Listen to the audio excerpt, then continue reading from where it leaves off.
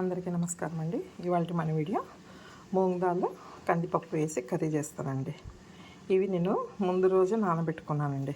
Night అంతా పొద్దున్నే curry చేసుకోవాలి. ఒక 2-3 సార్లు శుభ్రంగా కడిగి రాత్రి నానబెట్టుకోవాలి. దీనికి కందిపప్పు అండి. ఏ గ్లాస్తో అయితే మనము ఈ పెసరపప్పు పొట్టు పెసరపప్పే వాడాలండి. ఈ పెసరపప్పు నానబెట్టుకుంటామో అదే గ్లాస్తోన కందిపప్పు తీసుకోవాలి. దానికి కావాల్సిన ఐటమ్స్ ఎండు కొబ్బరి, వెల్లుల్లి, కొత్తిమీర, ఉప్పు, కారం, పసుపు మళ్ళీ చూపిస్తానండి. ఫస్ట్ వీటినండి శుభ్రంగా కడుక్కొని కందిపప్పుని ఇవన్నీ మిక్సీకి వేసుకుందాం. ఇదిగోండి, ముందుగా కుక్కర్లో ఆయిల్ వేసుకొని పెట్టుకోవాలండి.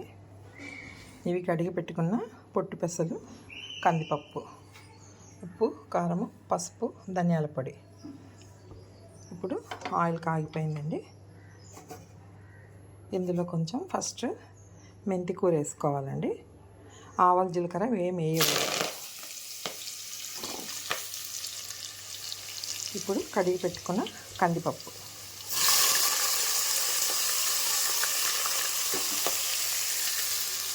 ఇప్పుడు పెసలండి. ఒక గ్లాసు పెసలు తీసుకుంటే ఒక గ్లాస్ కందిపప్పు తీసుకోవాలండి. వాటర్ కూడా 1కి 2 లాగా వేసుకోవాలి.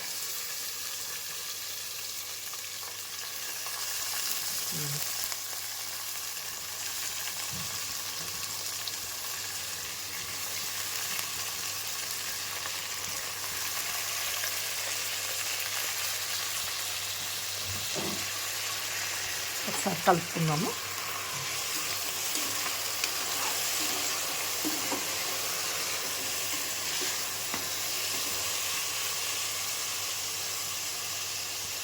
ఇప్పుడు ఇందులో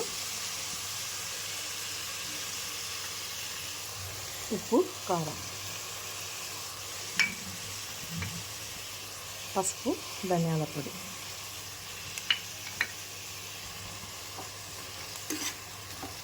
మనం మిక్సీ వేసి పెట్టుకున్న మసాలా కూడా వేద్దామండి. ఇదిగోండి, మిక్సీలో మెత్తగా వేసుకున్న కొబ్బరి, ఎల్లిపాయ, కొత్తిమీర మసాలా కూడా వేసేసి మనం నీళ్ళు వేసుకోవాలండి. ఇప్పుడు మనము ఈ గ్లాస్తో తీసుకున్నాం కదా కందిపప్పు, ఈ గ్లాస్తో 1కి 2 నీళ్ళు, పెసలు ఈ గ్లాస్తో తీసుకున్నాను, దానికి 2 నీళ్ళు, మొత్తం 4 గ్లాసుల వాటర్ వేసుకోవాలి. నేను ఆల్రెడీ కొలిచి పెట్టుకున్నాను. వాటర్ వేసేద్దాం.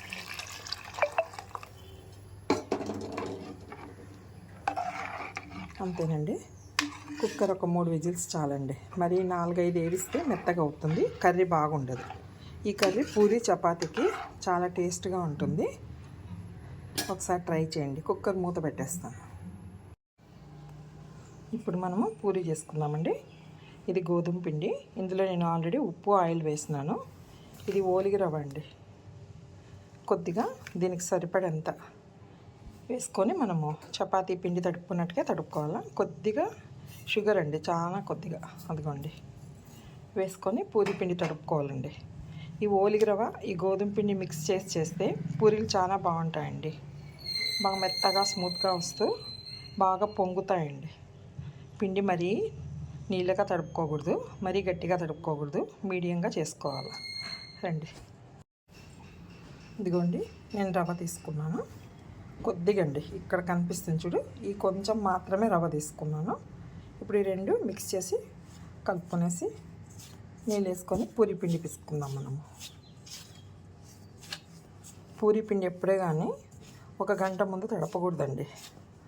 15 నిమిషాల ముందు తడుపుకోవాలి, లేకపోతే ఆయిల్ అంతా పట్టేసుకుంటుంది పిండి. ఇప్పుడు వాటర్ వేసుకొని పిండి తడిపేసుకుందాం.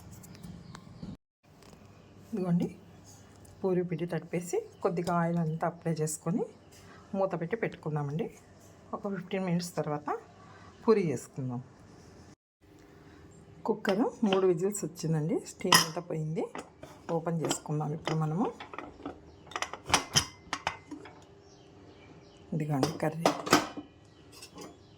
ఒకసారి కలుపుతాము. మరి వాటర్ కూడా ఎక్కువ వేసుకోకూడదండి, కరెక్ట్ వేసుకోవాలి మన కొలతకు. అంతేనండి. దీనికి పూరి చేసుకుందామండి కాంబినేషన్. ఇదిగోండి పూరి చేసుకుందాము. ఆయిల్ హీట్ ఎక్కింది, మనం పూరి కాల్చుకున్నాము.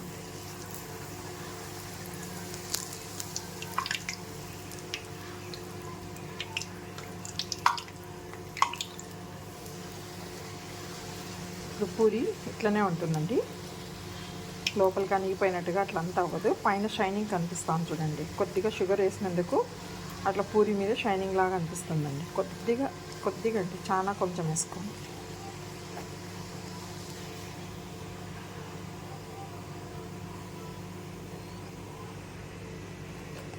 ఇంకొకటి కూడా చేస్తామండి.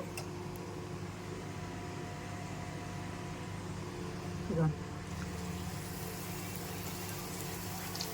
దీనికి పెరుగు పచ్చడి చేసుకున్న కాంబినేషన్ చాలా బాగుంటుందండి. ఈ కర్రీ పూరి పెరుగు పచ్చడి కాంబినేషన్ కూడా చాలా బాగుంటుంది.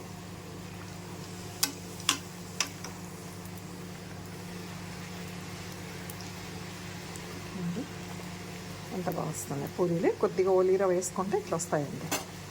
మీరు కూడా ట్రై చేయండి, టేస్ట్ చేసి ఎలా ఉందో మీకు చెప్తాను. అదిగోండి పూరి కర్రీ టేస్ట్ చేస్తాం ఒకసారి. పూరి చూడండి ఎంత సాఫ్ట్గా ఉందో, అదండి పొరలు వస్తుంది.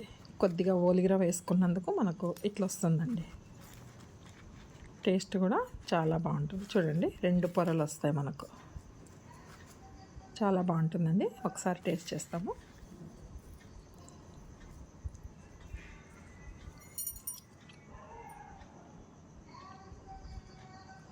చాలా బాగా వచ్చిందండి కర్రీ కూడా.